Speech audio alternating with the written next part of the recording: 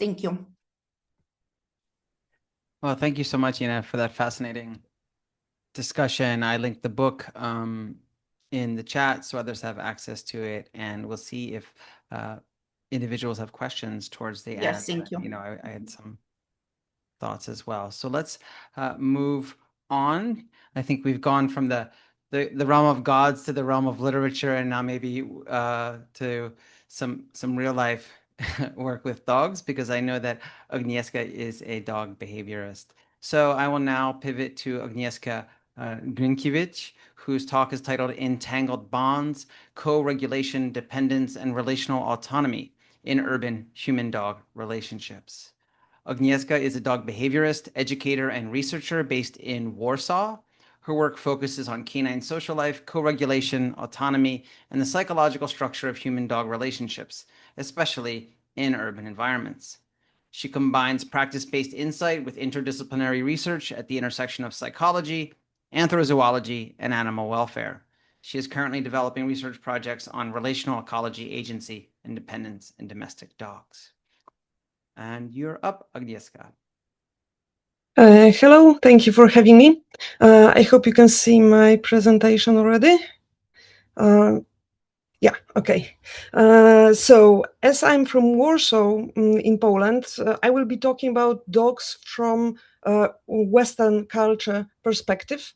And this talk focuses on a type of human-dog bond that has become common in Western urban societies, that is close, emotionally important, and very highly managed. And my question is, what happens when a relationship that genuinely provides safety is gradually asked to carry most of the regulation in dog's life? When we think of the bonds as something that helps the dog feel safe, this is not whole picture. Yes, human presence, familiar routines, predictability, and closeness can reduce stress and bring stability. I want to be clear, I'm not arguing against attachment and co-regulation. The bond may really help. But the question is, what happens when it becomes the main or even the only source of regulation, which is common in our Western societies? Dog urban life is shaped by leashes, by narrow spaces, rules, constant decisions about where the dog can go and what the dog can do or what the dog cannot do. Much of that management is probably necessary, but we have to bear in mind that it can also spread into almost every part of dog's life. The guardian starts to anticipate problems, filter experiences, and tends to step in before the dog has a chance to respond. And this is not about bad intentions. It's about the form of care in which human intervention gradually replaces the dog's own way of dealing with the world. So I might say human intervention replaces the dog agency. Regulation normally would be spread across more than one source. Normally, familiar dogs would provide social regulation. The dog would also regulate through the dog's own actions and through the environment by exploring, adjusting, and recovering.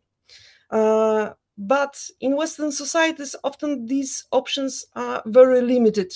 The dog is very much controlled.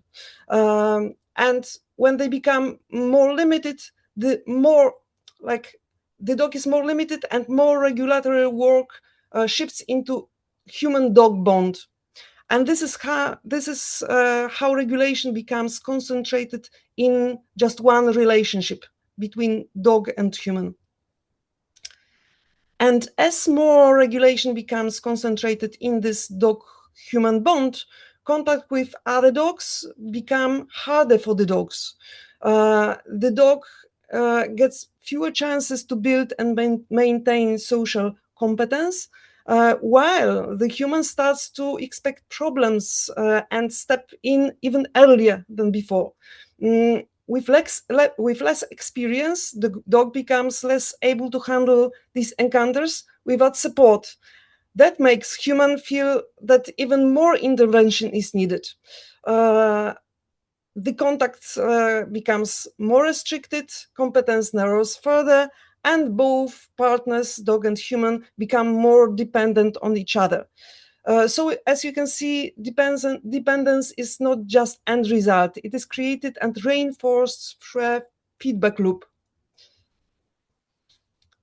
The bond is now expected to provide safety, orientation. This only bond, this bond between the dog and human, is expected to provide safety, to provide orientation, comfort, stress buffering, social anchoring, recovery, basically everything.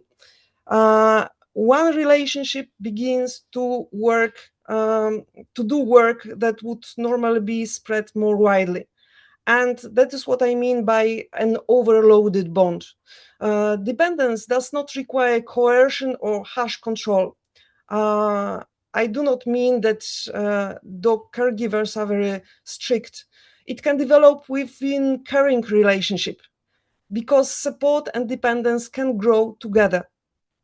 What matters is how well the dog can regulate and function beyond this diet, this dog-human diet. The dog does not just lose some abstract form of freedom. It loses concrete sources of regulation, like familiar relationships with other dogs, social buffering beyond the human, opportunities to explore the ways of coping through its own actions. When they become less available, the dog's life becomes narrower, and the central bond has to carry even more.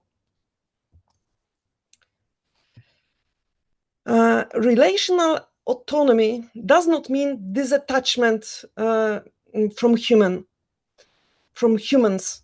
It does not mean isolation or self-sufficiency. It means that the dog has room to act and regulate within relationships without relying completely on one partner, on the caregiver. The bond still matters, but it is not the dog's whole regulatory world, as it happens frequently. Regulation should not be carried by one relationship alone. It should be spread across familiar others, the dog's own actions, and surrounding environment. Humans should still matter, but they should not become the only pillar of the dog's regulatory life. This also changes how we should think about welfare. Comfort, calmness, and closeness are not enough if they rest on structure of concentrated dependence. So the practical task is to move from isolated diet towards small, stable micro communities. I do not mean more exposure to other dogs and environment. I mean more continuity, more familiar dogs, more familiar people, places, and routines that the dog can rely on and help shape over time. So the dog can have influence on it, not only receive it. The human-dog bond can remain central, but in my opinion, it should not have to carry the dog's whole social and regulatory world.